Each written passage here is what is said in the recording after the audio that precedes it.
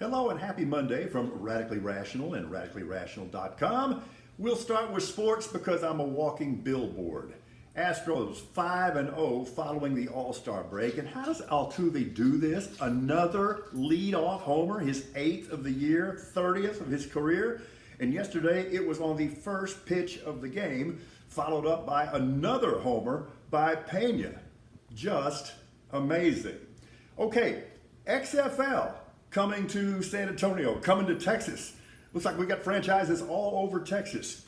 This is a pretty good iteration. The XFL in its various forms has had its ups and downs, but this is very well planned, very well backed, and I think it's going to contribute a lot to the game of football. There's no direct relationship with the NFL, but they are going to use it as sort of an experiment and an experimental lab to improve the sport of football, and in particular to make it safer. I think that's absolutely amazing. Okay, I am fired up about an athlete. My goodness, Sydney McLaughlin, did you see that?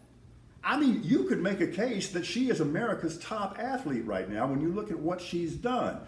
And in the anchor leg of the 4x400, she gets the stick. She's like 0.71 seconds ahead and wins that race by almost 3 seconds and runs an anchor leg in the 47s. I'm going to say this. In addition to all the impact that she's going to have athletically, I'm making this prediction right now. This is going to be a new cultural icon, and it's going to be wonderful because it is going to inspire hundreds of thousands, if not millions, of American little girls. Way to go. Oh, and in the men's 4x4, proving once again, if there's one thing you don't do, aside from tugging on Superman's cape, you don't mess with the American men in the 4x400. And we get to see a Swedish guy who lives in Louisiana, 20 feet, 4.5 inches. That's just amazing. Hines Ward. I want to talk about Hines Ward a little bit because he's going to be the coach of this XFL team in San Antonio. Let me tell you what I love about Hines Ward. He got everybody to forget about this idea of receivers being punching bags. You know, historically, receivers were just there to get beat on. And Hines said, no, man, I'm not going to do that. I'm going to beat on you before you beat on me. I absolutely love that. Okay, just one thing to consider here on this side. I am very much sensitive, and I understand why the Attorney General, Merrick Garland, says he doesn't want to make a prosecution look political. I get it. But on the other hand, he also said that nobody is above the law. The second one trumps, to use that pun, the first one.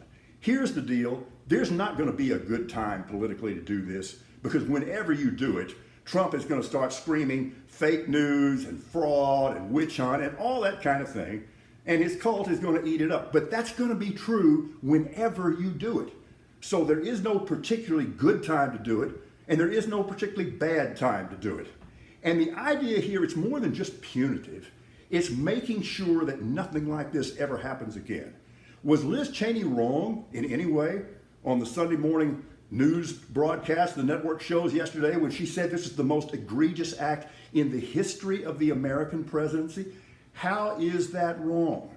So the first thing we have to do is take any prospect of a second Donald Trump term off the table. That can't happen. Let me ask this rhetorical question.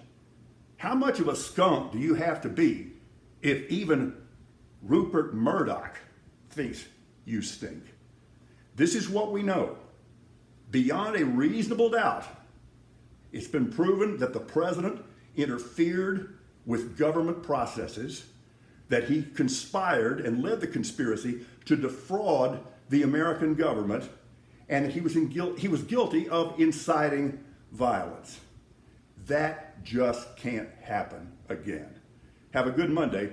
We're Radically Rational.